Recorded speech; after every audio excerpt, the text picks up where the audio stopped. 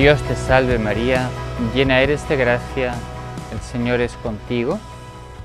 Bendita tú eres entre todas las mujeres, y bendito es el fruto de tu vientre Jesús. Santa María, Madre de Dios, ruega por nosotros pecadores, ahora y en la hora de nuestra muerte. Amén. En la vida cristiana es fundamental el tema de la abnegación. De este vamos a hablar hoy. En la vida humana, diríamos en la vida natural, hay toda una tarea positiva de crecimiento que se va alimentando, uno va comiendo, se va alimentando normalmente y va creciendo. Pero también en la vida natural hay una tarea que podríamos llamar negativa, que es si una persona tiene una enfermedad, hay que curarla, si uno se ensucia, tiene que lavarse, y sin esta tarea de lavarse, sin esta tarea de curarse, pues no habría posibilidad de que la salud que uno tiene pueda alcanzar la meta de, hacernos una persona plenamente robusta. Análogamente, algo así pasa con la vida cristiana. Por el bautismo hemos recibido el don de una vida sobrenatural, la propia vida divina instalada, por así decir, arraigada en nosotros. La gracia santificante es esto, la vida divina que se hace parte de nuestro ser personal. Y esa gracia santificante es la que va creciendo hasta que alcancemos la medida de Cristo, que esto es la santidad. Por tanto, para alcanzar la vocación a la santidad a la cual todos estamos llamados, hay que acoger esta gracia y alimentarla con la oración, con la palabra de Dios, con los sacramentos, con el ejercicio de las virtudes. Pero también es imprescindible quitar todo aquello que sean obstáculos al crecimiento de esta vida de gracia que por el bautismo hemos recibido. Cuando Jesús habla en el Evangelio de la parábola del sembrador, hay un momento en el que nos recuerda que la semilla, que siempre es buena, cayó en tierra, pero una parte de la semilla cayó en una tierra en la cual vinieron las zarzas y la ahogaron. La semilla era buena, la semilla iba creciendo, pero las zarzas impidieron que esa semilla alcanzase a ser la planta que estaba destinada a ser. Impidió que la semilla se desarrollase. Pues esta es la imagen de la abnegación y esta es la imagen de la vida cristiana. La semilla que Dios ha puesto en nosotros es su propia vida divina, una semilla que de suyo tiende a crecer. La gracia es un dinamismo que tiende a crecer. Somos partícipes de la victoria de Cristo. Es Cristo resucitado quien en nosotros tiende a impregnar toda nuestra personalidad de la vida divina. Pero puede ser, de hecho es así, vienen zarzas que impiden ese crecimiento de la vida cristiana. ¿Qué es entonces la abnegación? Solemos decir, es la negación de algo. Pero claro, cuando decimos esto, la abnegación es la negación, podemos tener la impresión de que la vida cristiana sea una tarea de negación de nosotros mismos. Y esto no es verdad. La vida cristiana nunca va contra nosotros mismos. La abnegación no va contra nosotros mismos. ¿Qué es entonces la abnegación? Esta acción por la cual quitamos de nosotros lo que estando en nosotros no es nuestro y nos impide el crecimiento. Pongamos un ejemplo. Si una persona tiene un cáncer o un quiste del tipo que sea, esa tumoración o ese quiste es algo que está en él. Es más, uno lo puede sentir como propio, pero es algo que nos está quitando la vida. ¿Qué hay que hacer? Arrancarlo. Cuando nos arrancan ese quiste, esa tumoración, ¿nos quitan algo nuestro? No. Nos quitan algo que está parasitando nuestra verdadera personalidad. El engaño nuestro, ¿cuál es? Que pensamos que el mal que está en nosotros es nuestro.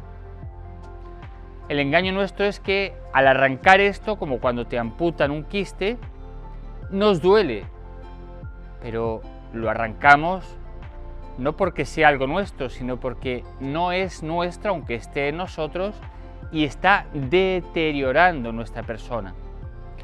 Claro, al dolernos sentimos que va contra nosotros, pero la realidad más profunda no es que va contra nosotros, sino que nos está quitando algo que nos dañaría profundamente.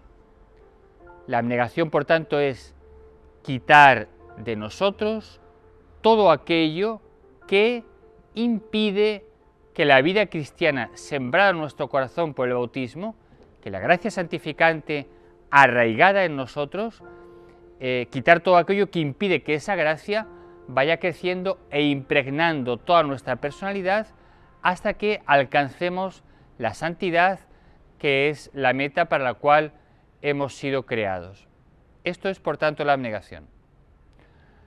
Dicho con otras palabras, la abnegación sería negar lo que en nosotros hay de mentira, lo que en nosotros hay de falsedad, lo que en nosotros hay de apariencia, para que emerja la auténtica realidad que hay en nosotros y para que esa auténtica realidad impregne absolutamente toda nuestra personalidad. Por esto, en cierto sentido, tenemos que decir, la abnegación cristiana no niega nada. Alguno pensará, pero Jesús en el Evangelio nos ha dicho, el que quiera venirse conmigo, niéguese a sí mismo, cargue con su cruz y sígame. Sí, pero hay que entenderlo desde esta clave. Cuando Jesús dice, niégate a ti mismo, no dice, niega lo que de más real Dios está haciendo en ti, sino niega lo que es aparente.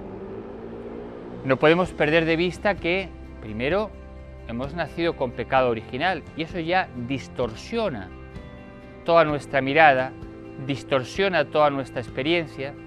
No podemos negar que después muchos de nuestros pecados personales han ido igualmente distorsionando el conocimiento que tenemos de nosotros mismos, han ido creando también esclavitudes en nosotros. Todo esto es lo que hay que negar. Si un ave tiene que volar, y claro que tiene que volar, si está atada por unos hilos o por una cadena, evidentemente ese ave no puede volar. Puede decir, pero esta cadena es mía. Sí, es tuya, pero no eres tú mismo y te está impidiendo poder volar. Esta es la abnegación, ir cortando todo aquello que nos impide volar. En el camino de la vida cristiana se trata mucho más de quitar que de poner, porque la gracia de Dios ya está puesta en nosotros. La gracia de Dios ya es un dinamismo que nos lleva al crecimiento. Ahora hay que ir quitando todo aquello que nos impide este crecimiento. ¿Cómo podemos hacer esta tarea de abnegación, que es absolutamente imprescindible? De hecho, muchas veces el estancamiento en la vida cristiana o incluso la pérdida de la vida cristiana se debe precisamente a que no hemos tenido una tarea seria de abnegación sobre nosotros mismos. Sigamos con el ejemplo que hemos puesto del ave. Un ave puede ser un pájaro precioso, maravilloso, puede estar perfectamente alimentado. Si ese pájaro nunca rompe las cuerdas que lo tienen atado al suelo, nunca podrá volar. Entonces, la causa de que un pájaro no vuele no es, en este caso, que no está bien alimentado, sino que nunca ha roto las cadenas, las cuerdas que lo tienen atado. A veces, con frecuencia, la causa principal de que nosotros no volemos más, no crezcamos más en la vida de santidad, no está en que no alimentamos esta vida de santidad, sino en que no cortamos todo esto que impide que nuestra vida de santidad vaya creciendo. Si quieren, pongamos otro ejemplo. Podemos construir una casa maravillosa, con todas sus ventanas, sus terrazas, preciosa. Pero si a 1 metro de esta casa edificamos simultáneamente un muro, evidentemente por más que nos asomemos a estas maravillosas ventanas, nunca vamos a ver el horizonte, no lo vemos. ¿Qué hay que hacer? ¿Acaso está mal la casa? No, la casa está perfectamente bien. Lo que pasa es que hay que derribar este muro que hemos levantado justo enfrente de las ventanas que están abiertas al horizonte. Basta con que tumbemos el muro y podremos ver todo el horizonte. Si tenemos una bombilla, una lámpara, y está prendida, llega la corriente de luz perfectamente a ella, hemos prendido la llave, la luz está ahí, en esa lámpara, pero si la tenemos cubierta con una manta, una frazada, si la tenemos llena de polvo, si hemos puesto un montón de papeles encima, decimos, ¿qué pasa con esta luz? No ilumina. ¿Tendremos que hacer algo nuevo? No, simplemente tenemos que quitar todos esos trapos que hemos puesto alrededor de ella y entonces veremos que la luz sale tranquilamente. No es problema de poner más, sino de quitar todo lo que hemos puesto tapando esta luz. Así es la vida cristiana. Nos estancamos porque no quitamos suficientemente todo lo que impide que esta luz de Cristo puesta en nuestro corazón ilumine toda nuestra personalidad. Nos estancamos o perdemos la vida cristiana porque no cortamos las cadenas que impiden que volemos más hasta sumergirnos del todo en Dios. ¿Qué tenemos que quitar en la vida cristiana? ¿Cuáles han de ser los objetos de la abnegación? En primer lugar, tenemos que negar la idea y el proyecto que tenemos sobre nosotros mismos. Una idea y un proyecto que pueden ser plenamente conscientes o que pueden ser un poco inconscientes o a veces incluso bastante inconscientes. Pero lo primero de todo es negar el proyecto, la idea, el plan que yo tengo sobre mí mismo. Es fácil si yo tengo la idea, por ejemplo, de que soy un cirujano y evidentemente no lo soy, haré multitud de barbaridades. Me dedicaré a estudiar o a leer temas que no son lo mío y no entenderé nada. O me dedicaré a hacer operaciones quirúrgicas y mataré a un montón de personas. Hay que decir, mire, disculpe, usted por si acaso no es cirujano, ubíquese bien, dese cuenta de quién es. Con frecuencia nosotros no tenemos una idea suficientemente clara de quiénes somos.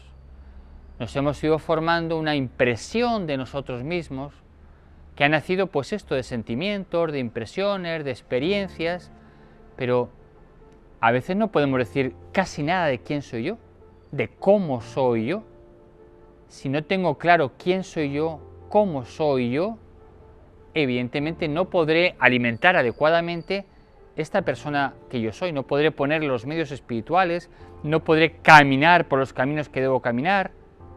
Entonces, lo primero es esta negación de la idea que tengo yo, porque insisto, mi idea de quién soy yo no siempre es adecuada a la realidad. Entonces, aquí una vez más, no estamos negando la realidad, no, estamos negando la idea falsa, el conocimiento falso que yo tengo de mí mismo. Esto es vital. Y junto a esto, lo que estoy diciendo, el proyecto que tengo sobre mí mismo. Yo no sé muy bien, o sé muy poco, de cuál ha de ser mi futuro. Es Dios quien sabe perfectamente cuáles han de ser los modos y maneras en que ha de ser fecunda la persona que se entrega. Solo Dios conoce los modos y maneras como la persona ha de alcanzar la santidad. Solo Él sabe cuál es el diseño, por así decir, de santidad que tiene para mí. ¿Qué tengo que hacer? Pararme a quitar todo el plan que yo tengo sobre santidad en mí mismo. Pararme a quitar todo ese plan para hacer mío el plan verdadero, porque el plan verdadero es el proyecto de Dios, no el mío. Mi proyecto es falso en muchas ocasiones, o por lo menos no suficientemente acertado. Entonces tengo que ir negando mi plan. En la medida en la cual yo quito ese plan falso que tengo sobre mí mismo, podrá crecer abundantemente, fácilmente en mí el proyecto de Dios. Pero si no quito mi proyecto, que es falso, el proyecto real, que es el proyecto que viene de Dios, tampoco o difícilmente podrá crecer. ¿Qué otros campos o a qué otros campos debo aplicar también la abnegación? ¿Qué otras cosas debo purificar para que en mí se desarrolle la santidad a la cual estoy llamado? Pues tengo que purificar mi entendimiento. Es vital que mi entendimiento sea purificado. Y esto en varios sentidos. Primero, en mí hay ideas que son falsas. He de quitarlas del medio, porque la santidad no crece sino con la verdad y en la verdad. En la mentira, de la mentira no puede brotar la santidad. Entonces hay en mí ideas que son falsas, hay en mí ideas que son mentirosas. Estas las tengo que quitar. Y aquí pongan cualquier ejemplo. Si yo tengo la idea de que he de ir a Lima en aquella dirección y resulta que es en esta otra, es evidente que me voy a equivocar en mi trayecto y que nunca voy a llegar a la ciudad a la que tengo que ir. Pues tengo que saber, tener clara la idea de por dónde se va al destino al cual quiero llegar. Si me fío de una idea falsa, nunca llego al destino. Por tanto, en mí hay un montón de ideas falsas que he de quitar. Hay muchas ideas naturales que son inconexas o incluso contradictorias con la vida sobrenatural. Por ejemplo, con frecuencia decimos hay que cuidarse, la salud es muy importante, y esa idea se nos mete de tal manera que hacemos de ella el principio rector de nuestra vida. Tenemos que coger el Evangelio y decir, bueno, la salud no es lo más importante, es un medio relativo que hay que usar, cuidar, etcétera, en tanto en cuanto me ayuda a realizar mi vocación a la santidad. Y así podemos ir viendo cantidad de ideas que no son correctas o cantidad de ideas que son contrarias al planteamiento sobrenatural que brota del Evangelio. Hay que ver entonces qué criterios tengo en mí que no coinciden con los criterios del Evangelio. Porque lo que me hace ser santo, lo que me ayuda a ser santo, es seguir los criterios del Evangelio, no seguir los criterios de la carne, los criterios naturales. Entonces, en mí seguro hay muchos criterios que no son concordes con los criterios del Evangelio. Miles hay. Podríamos poner miles de ejemplos. ¿Con cuánta frecuencia pensamos? Es necesario acumular dinero porque así aseguramos nuestra vida. Miramos al Evangelio y Jesús nos dice, dichosos los pobres porque de ellos es el reino de los cielos. Entonces uno tiene que decir y examinar qué criterios hay en mí que son naturales, que son según la carne y que no coinciden con los criterios del Evangelio. Porque solo en la medida en la cual seguimos los criterios del Evangelio, solo en esa medida y nada más que en esa medida podemos alcanzar la santidad. Por tanto, la abnegación de nuestro entendimiento, purificar el entendimiento para que no sean nuestras ideas, sino la fe la que nos mueva, para que no sean nuestros criterios naturales, sino los criterios sobrenaturales los que sean la motivación continua de nuestra vida. Hay que hacer, por tanto, un morir a todo el entendimiento del hombre viejo para que nazca en nosotros un vivir del entendimiento del hombre nuevo que actúa según la mente de Cristo. Nosotros estamos llamados a tener la mente de Cristo. En segundo lugar, o en tercero ya, hemos dicho, hay que negar el plan, proyecto que uno tiene de sí mismo, la idea que uno tiene de sí mismo, hay que negar, purificar el entendimiento, quitar ideas falsas, quitar criterios naturales que no coinciden con los criterios sobrenaturales. Hay que ver después la propia voluntad, los deseos. ¿Qué es lo que mi corazón desea?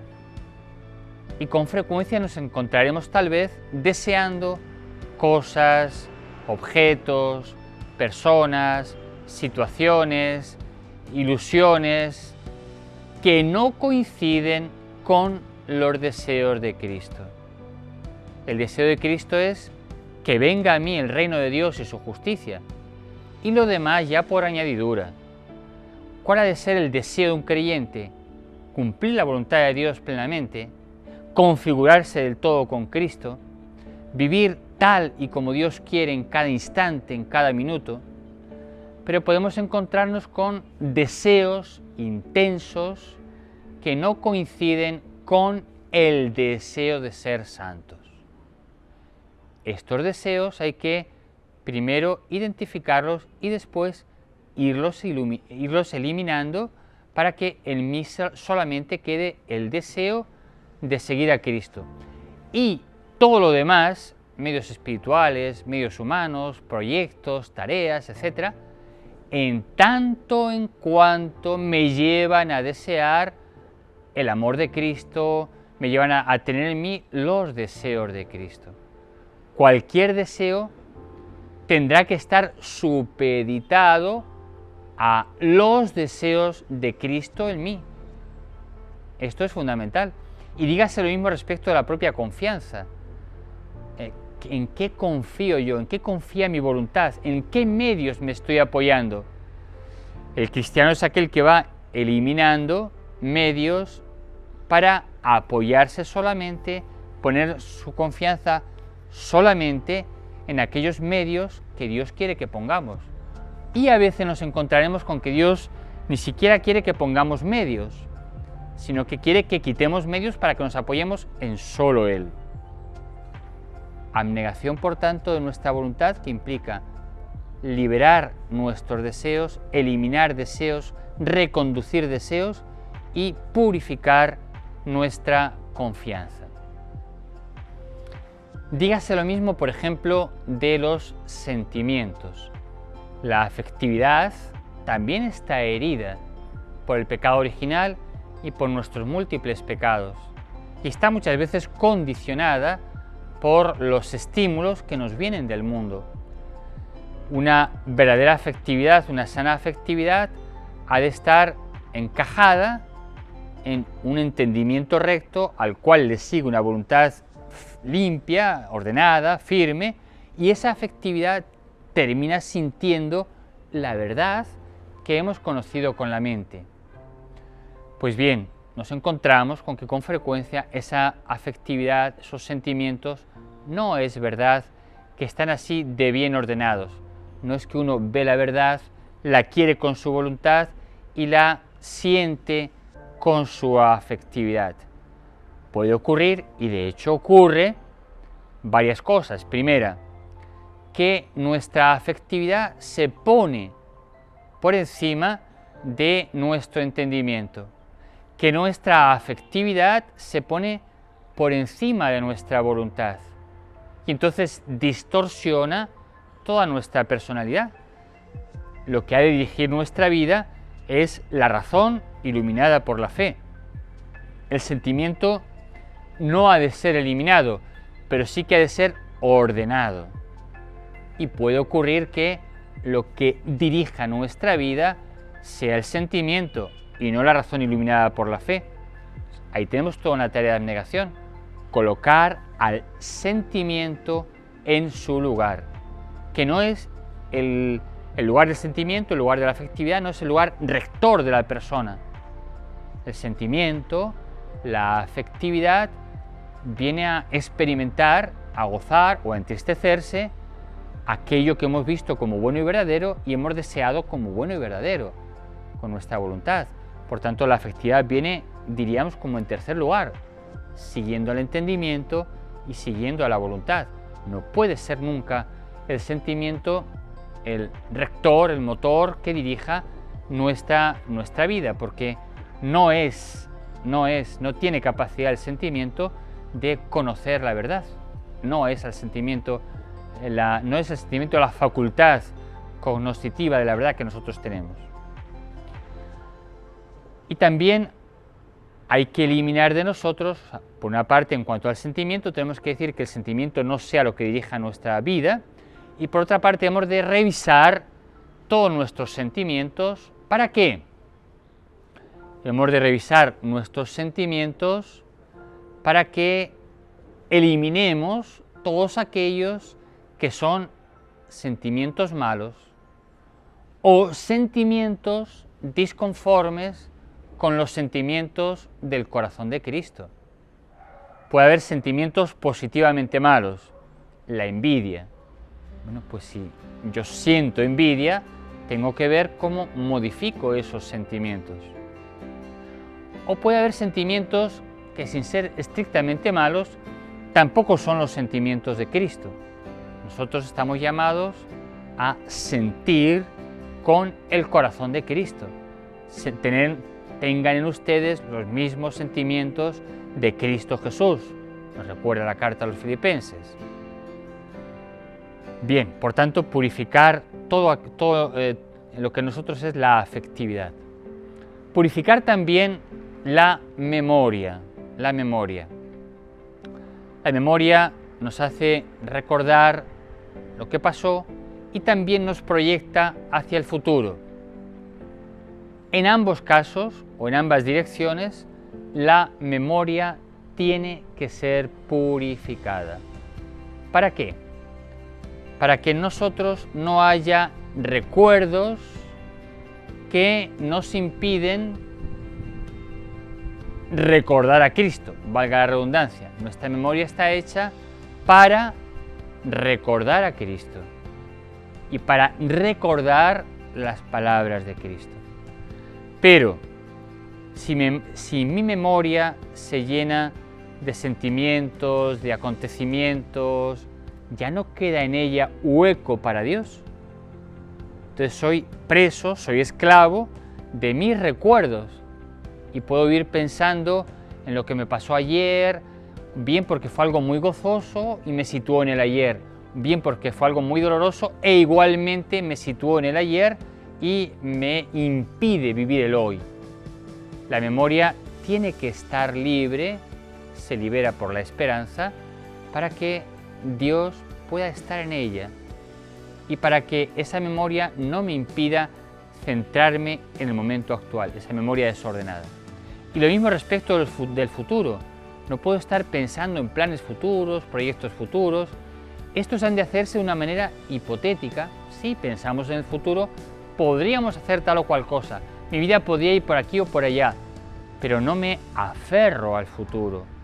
No estoy recordando permanentemente el futuro, sino que limpio, vacío mi memoria y digo, mi futuro está en la providencia, en las manos de Dios providente. Él me dará en cada momento lo que tenga que hacer. Mi pasado está en la misericordia de Dios. Él ya ordenará los acontecimientos pasados para mi propio bien. Todo concurre, también lo pasado, para el bien de los que aman para el bien de los que ama Dios, para el bien de los hijos de Dios. Entonces dejo mi pasado en la misericordia de Dios, dejo mi futuro en la providencia de Dios y esta es la tarea, vivo hoy, el momento presente, amando. Porque mi tarea es amar. Me santifico amando. Y la realidad es solo este minuto. No tengo más que el momento presente para amar. Entonces se trata de que hemos de dejar limpia la memoria, suelta, libre, para en cada minuto amar con el amor de Dios, tal como Dios quiere que amemos. Habría otra dimensión también que tenemos que purificar, es la de la imaginación y una más la de los sentidos. La imaginación, pues porque puede distorsionar también la realidad. Entonces, no puedo vivir esclavo de mis imaginaciones. Nos santificamos en la medida en la cual vivimos en la realidad, no en la imaginación. Por tanto, hemos de purificar nuestra imaginación. Y dígase lo mismo de los sentidos. Con frecuencia los sentidos están desordenados y se mueven por gustos o por disgustos. Me atrae aquello que me causa placer, rechazo aquello que me causa displacer, y entonces me hago esclavo de los sentidos. Pues bien, se trata no de matar los sentidos, no es eso, sino de ordenar los sentidos para que ellos sigan a la razón iluminada por la fe, a la voluntad fortalecida por la caridad, a la afectividad y a la memoria purificadas por la esperanza. Los sentidos siguen ese proceso y ahí sí se les puede usar, si entran, digamos así, correctamente y no interfieren en mi proceso de santificación. Pero si yo me dejo guiar por los sentidos, es evidente que los sentidos van a distorsionar toda mi manera de ver la vida cristiana. Y todavía quiero subrayar al menos dos aspectos más. Uno, el propio carácter. Con frecuencia decimos, yo soy así, luego tengo que actuar así. Hay que decir, tú eres así, pero tu carácter es modificable. Y sobre todo, tu carácter no debe ser el principio de tus actuaciones. El inicio, el principio de tus acciones, de tus pensamientos, ha de ser el propio Espíritu Santo, ha de ser Cristo habitando en ti. Entonces tu carácter ha de estar al servicio de ese motor primero que es el Espíritu Santo. Entonces ha de tener un carácter suficientemente moldeado como para que lo puedas usar al servicio del cumplimiento de la voluntad de Dios y así poderte santificar. ¿Se puede modificar el carácter? Se puede modificar el carácter partiendo de la gracia de Dios. Se debe modificar el carácter partiendo de la gracia de Dios. Y en todo caso, nunca el propio carácter ha de ser el principio de mis actos, de mis vivencias. Porque puede estar opacando la caridad y uno se santifica en la medida en la cual vive desde la caridad, vive en la caridad. Y hay un último campo de nuestra purificación, de nuestra abnegación, que son lo que llamamos los apegos. Los apegos son tendencias, inclinaciones, gustos, manías, preocupaciones, que están ahí en nosotros, que son a veces pequeños hilos que igual nos impiden volar. A veces ni siquiera nos damos cuenta de ello o, con más frecuencia, no les damos importancia. Pero recuerden lo de San Juan de la Cruz. Un pájaro igual no vuela si está atado por una soga gruesa que si está atado por un hilito fino. Con frecuencia los apegos son estos hilitos finos que nos impiden volar hasta Dios. Son modos de ser, son inquietudes, etc. Ahora vamos a ver algunos ejemplos que nos están dificultando el crecimiento en la vida cristiana. Que con frecuencia, como no son pecados, decimos no tienen importancia. Pero sin embargo, si no son pecados, sí que nos impiden el crecimiento de la vida cristiana, de la vida de la gracia en nosotros. ¿Cómo notamos que tenemos apegos? Pues a veces porque nos sentimos desanimados, por el mal humor que algo nos produce, por las distracciones, por las dificultades para la caridad, por las dificultades para la obediencia, porque algo me produce tristeza. Cuando todo eso surge así, sin una razón clara, objetiva, sin un motivo objetivo, hay que decir, ¿no será que algo me está atando? ¿No será que en mi vida hay un apego que yo no termino de descubrir? Algunos ejemplos, digamos, de apegos. Los puede haber exteriores, los más fáciles de detectar. Puedo estar apegado a un modo de vestir, esta chompa, este jersey, puede ser, estoy apegado a él y no quiero perderlo por nada del mundo.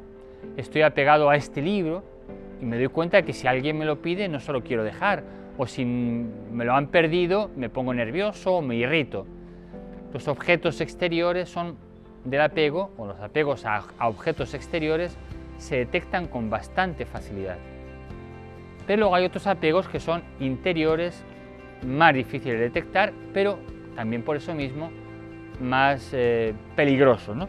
Algunos ejemplos que podemos enumerar de apegos interiores. Por ejemplo, el deseo de estima, de aprecio, de fama, de honor.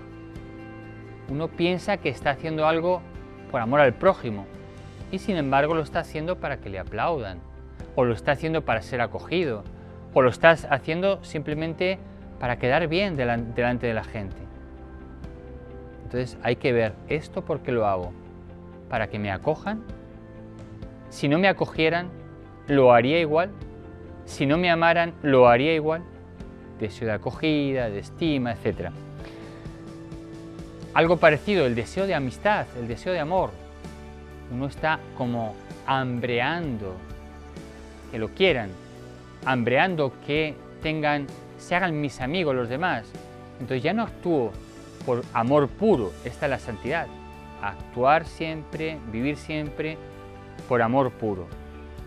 Ya no sería un amor puro, sino que lo hago un poco por amor, tal vez sí, pero un poco también porque ellos sean mis amigos, porque ellos me quieran. Más ejemplos de apegos podrían ser el deseo de respeto, de reconocimiento de mi propio derecho. Entonces uno piensa que sí o sí lo tienen que respetar, sí o sí han de reconocer sus propios derechos, y entonces la humillación, que es un instrumento normal de la santificación, queda como excluido de mi vida cristiana. Y cada vez que alguien me ha tratado sin lo que yo pienso que es falta de respeto, me enfado, me molesto, etcétera, etcétera. Bueno, pues ahí tenemos un apego, ese deseo de la propia honra, de la propia estima, que puede dañar el proceso o dificultar, refrenar el proceso de santificación. El deseo de independencia. Uno sí o sí, y por encima de todo, quiere ser independiente, ser autónomo, y eso frena. El deseo de dominio sobre los demás, que puede ser un dominio directo o que puede ser un dominio que uno hace de una manera, digamos, persuasiva, no así, sin que el otro se dé mucha cuenta, está persuadiéndolo o incluso está suscitando la compasión del otro con tal de dominarlo. El dominio puede ser a la fuerza, puede ser porque yo te persuado o puede ser porque yo te causo pena. Entonces, una manera de hacer que el otro esté alrededor de mí, de alguna forma de estar controlando yo a la otra persona.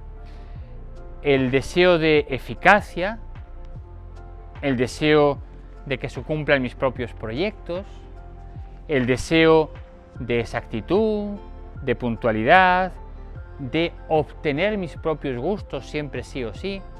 Luego están mis manías, impulsos que son medio inconscientes pero que no soy capaz de controlar. Bueno, pues todo este mundo hay que examinarlo, por eso es tan importante el examen de conciencia, que nunca debe ser o nunca debe estar dirigido solo a lo visible de nuestra personalidad, sino sobre todo a estas actitudes más profundas, hacer un examen de conciencia de todas estas actitudes para detectar, como para radiografiar qué obstáculos le estoy yo poniendo a la acción de Dios en mí. ¿Cómo estoy yo frenando el impulso del Espíritu Santo? ¿Cómo podemos realizar esta tarea de abnegación? Pues en primer lugar hay que pensar más de una vez en la necesidad de esta tarea. Solo hacemos aquello de lo cual estamos convencidos.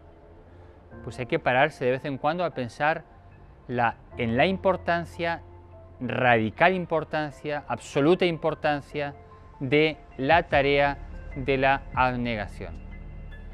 En segundo lugar, de vez en cuando, en ratos de oración, hacer como un examen de conciencia sereno, tranquilo y en profundidad.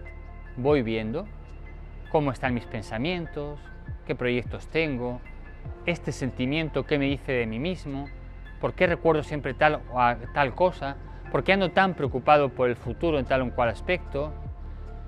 Hacer de vez en cuando entonces, a la luz de la palabra de Dios, un examen de conciencia más profundo. Entonces uno va como detectando apegos o detectando desviaciones o detectando ideas que uno tiene ahí y que le están frenando en su crecimiento. Y finalmente, en el momento en el cual uno ve que se va a dejar llevar por un apego concreto, simplemente se da cuenta de ello, se para un momentito y reflexiona a la luz de la fe, claro está, de lo absurdo, de lo vano que es dejarme llevar por esto. He recibido, por ejemplo, una humillación, entonces me enfado. ¿Cómo es posible que no me respeten? Me ofusco, etcétera, etcétera. Es el momento de pararme y decir, a ver, ¿de verdad es tan importante la estima? ¿De verdad Jesús fue estimado? ¿No es cierto que el Hijo de Dios se abajó hasta lo último? ¿No es verdad que Él me ha llamado a ser parte del último lugar? Uno hace esa reflexión en la fe y poco a poco el apego va desapareciendo. Entonces, hermanos, simplemente esto, recordar que la vida cristiana, la llamada a la santidad, se alimenta con la oración, con los sacramentos, con la palabra de Dios, con el ejercicio de las virtudes, pero también es imprescindible quitar todos los obstáculos que dificultan o impiden o frustran ese crecimiento de la gracia de Dios que está en mí y que me impulsa a ser santo. Quitar todo eso que está en mí, pero no es mío y que me hace daño, es lo que llamamos abnegación. Te damos gracias, Señor, porque nos llamas a ser santos. Te pedimos que nos des luz para descubrir nosotros todo aquello que dificulta este crecimiento en la vida de santidad. Y te pedimos que nos des tu fuerza, tu gracia, para eliminar todos estos obstáculos que nos impiden crecer en ti hasta identificarnos del todo contigo. Amén.